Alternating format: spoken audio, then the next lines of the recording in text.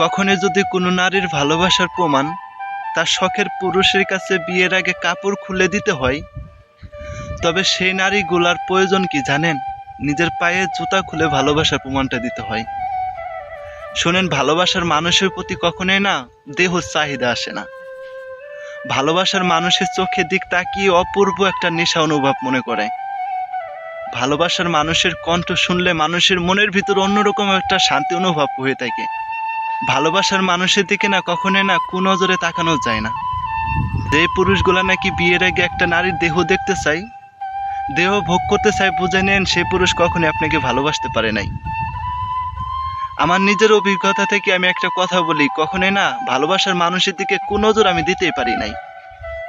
আমি যে ফেরেশতা, আমি কিন্তু ফেরেশতা না। আমার ভিতরে যে শারীরিক চাহিদা নাই এটাও কিন্তু না।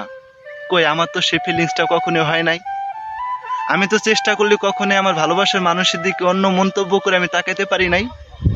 কেন তাকে দেখলে অপূর্ব একটা নেশা মনের ভিতর অনুভব হইতো?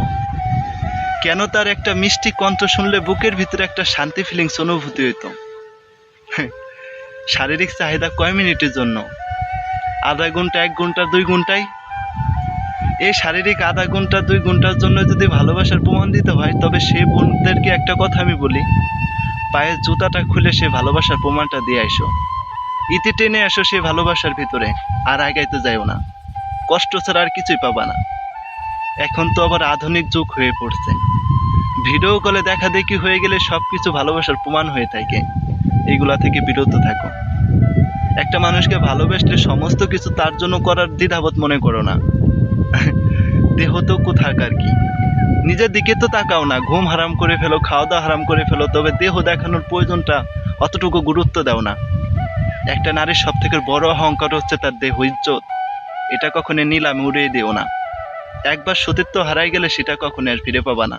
আশা করছি বুঝতে পারছো।